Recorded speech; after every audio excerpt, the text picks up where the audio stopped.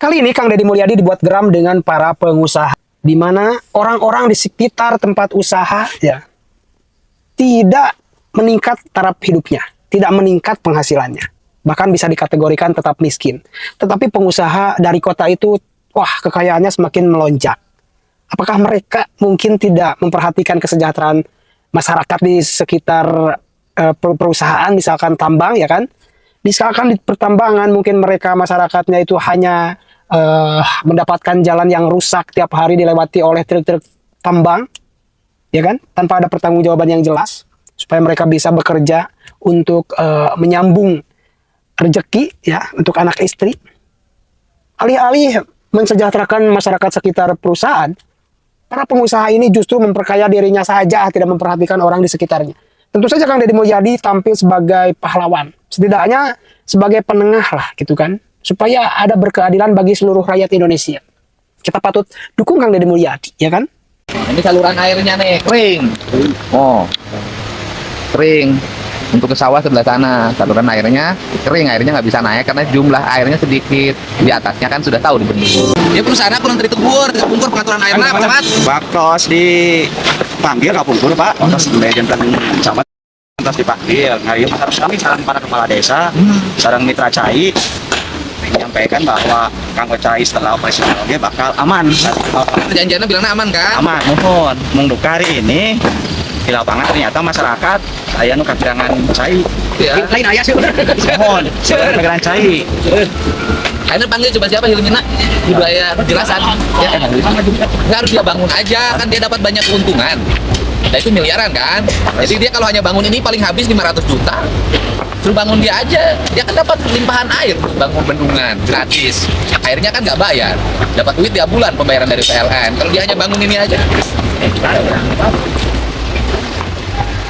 kalau nggak bawa bangun ini airnya bisa suruh ke bawahin. Perusahaan mah dah sok ese. Itu cara barang mimitik na, teori na gitu kieu. Nah, saya kabur we. Rencananya gimana ini? Nah, terus nah, laginya kapan?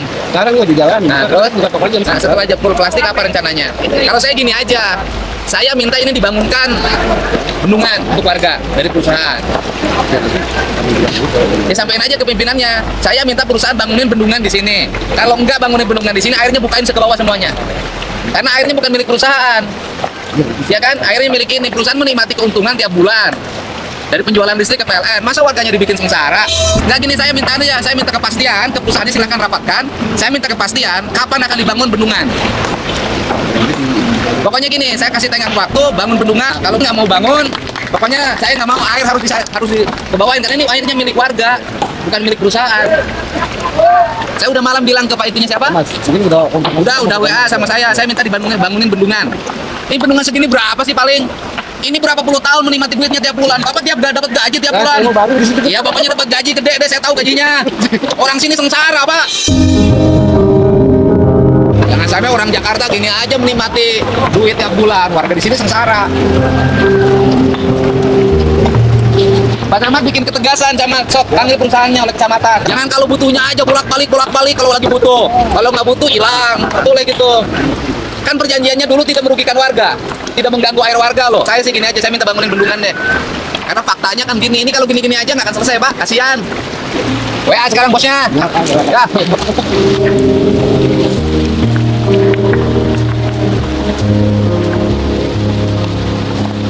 Jadi yang sering terjadi di kita, ada sumber air, airnya mengalir, dinikmati orang kota, orang sininya nggak kebagian. Ada sumber air diangkut pakai tangki, dikirim. Tapi orang yang di sekitar sumber air itu sumurnya kering, airnya tidak ada. Itu yang saya dulu pernah sampai menyatakan perang terhadap penjualan air bersih ke luar kabupaten. Kenapa? Karena bertentangan dengan prinsip-prinsip pengelolaan air. Ini warga yang punya sawah terancam bisa nyawa lantaran China dipakai dengan pembangkit tenaga listrik mikro hidro. Saya kan lihat berapa kali kan membuktikan bahwa memang airnya dialirkan, semuanya mengalir, hampir semuanya mengalir ke arah kincir mikro hidro, dibuangnya di bawah, sehingga warga yang mendapatkan air dengan air sisa ini tidak cukup lagi mensuplai kebutuhan sawah karena Karena airnya harus naik, dibikinlah bendungan versi Salem, ya kan? Make Audi Italian, batuna ditumpuk-tumpuk kan ukur. Dan leuwih ti heula nu boga sawah daripada bendungan listrik. Leuwih ti heula urang Salem boga sawah dibanding izin lokasi tahun 2013 tahun lalu lah. Kan pasti dulunya waktu membuat bendungan itu pasti pidato lagi. Saudara-saudara, nanti akan dibangun pembangkit listrik di sini, tapi tidak akan mengganggu air penggunaan untuk warga. Nanti begini akan diserap tenaga kerja, akan itu, akan ini, akan. Segitu pidato, gitu loh. Pokoknya halus ya di mana-mana gitu. Pengusaha yang izin halus, mimiti kerjanya, terus izin malungin. Nah, jangan semuanya dikuasai untuk mikro-mikro.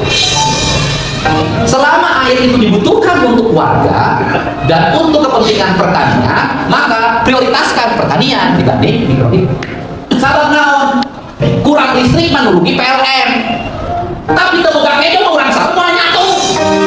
Urang Jakarta nu boga perusahaan. Pareut listrik pamajikanna dahar kene, mobilna halus kene, imahna halus kene, boga mikrohidro tempat sejen, tapi urang dia pareut cai eta urang boga BRI jeung Mang Emok bakal bayar. Jeung bendungan ke perusahaan. Ulah enak Pemda. Ulah lamun Pemda yang bendungan di dina, Pemda sabu aja ngabeun harga nu geus beungar ulah. Memang leutik lah balik 500 juta. Tapi kan nyewa tuh. Banyak perusahaan pakai kali dia bulan menang duit menang untung kayak Pemda rugi deui Pak. Ke 1%. Tugas kepala BPSP apalagi ini izin menterinya habis 10 hari lagi. Izin penggunaan airnya habis 10 hari lagi. Jadi saya minta bikin kesepakatan untuk pokoknya aing mah teh nyaho kumacarana warga di boga cai yeunkeun bendungan timbang 500 juta. Lamun teu sanggup perusahaan yang bener 500 juta ku aing dibangkeun 500 juta kan perusahaan tuh. Berdasarkan pengamatan Bapak di lapangan, apakah perusahaan ini sesuai dengan rekomendasi izinnya nggak? Melaksanakan nggak? Ya, kemarin kita lihat tidak ada Pak. Jadi kan artinya ketentuan ini kan tidak dipenuhi. Dia serakah, airnya diambil semua, warga nggak dikasih air. Bapak mah tinggal di Jakarta, enak hidupnya, orang sini nggak kebagian air. Nanti kata BPWS memberikan rekomendasi bahwa itu bisa ditanggul untuk kepentingan pertanian. Bapak sanggup nggak? Kita jawab. Siapa yang terakhir Pak? Tidak ada penggunaan air. Bapak. Nah, saya rasa bahwa itu adalah tanggung jawab penuh dari usaha. Karena Bapak kan ambil aja. Aduh, sekarang gini aja Pak, udah, gini aja, kita biar nggak panjang-panjang. Gini aja, kita ini saya, gitu kan, meminta pada pemerintah Kabupaten Purwakarta untuk tidak memberikan rekomendasi perpanjangan izin pengambilan air. Kita selesaikan antara perusahaan dengan BPS dan DPR. Bagaimana kewajiban kewajiban perusahaan harus disambung. Jadi Pak, sebelumnya ada bendungan itu Pak, nggak ada denda sekarang ini Pak, sudah ada bendungan air dimasukkan ke situ Pak. Saya pikir gini aja Pak, kita nggak usah capek-capek, kita nggak usah minta bendungan, nggak usah. Orang kita juga mampu kok bangun bendungan sendiri, dibang 500 juta lebih, lainnya bisa. Nah, tetapi kita gini aja, kita hanya butuh air, ya kan? Sudahlah, masyarakat desa sini, kecamatan Pondok Sara, nanti kita kirim surat ke Menteri PUPR, ya kan? Untuk tidak lagi memberikan perpanjangan izin pengambilan air.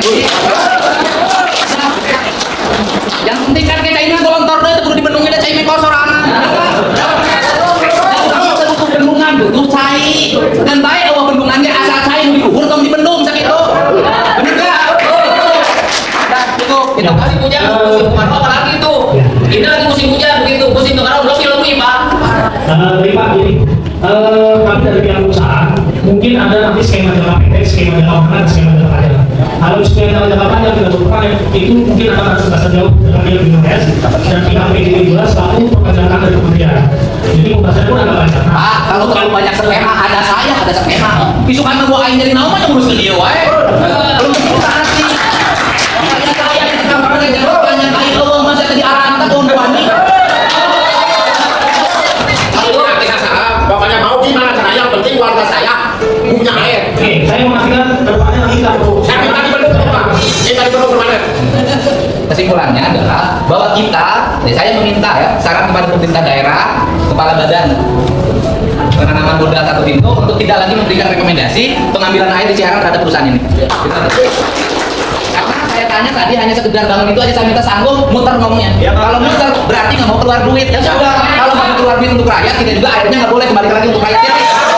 Berarti nih kalau izin air airnya tidak keluar 10 hari, bukan di demo, yang di depan tidak boleh lagi airnya dibelokkan ke samping, harus masuk turunin ke belakang. Jadi karena 10 hari ini izin pengambilan air tidak dikeluarkan, maka pengatur air harus diangkat dan airnya harus dialirkan ke bawah. Tidak ada lagi air yang mengalir ke samping. Air ini milik orang sini, bukan milik bapak yang orang Jakarta. Bapak di Jakarta dapat pendapatan miliaran tiap orang sini dapat 1 kintal aja susah. Bapak ya cuma jawab, saya sanggup itu aja nggak mau, saya nggak mau. Sekarang saya mau bikin surat ke Menteri PU, nggak boleh dikeluarin izin.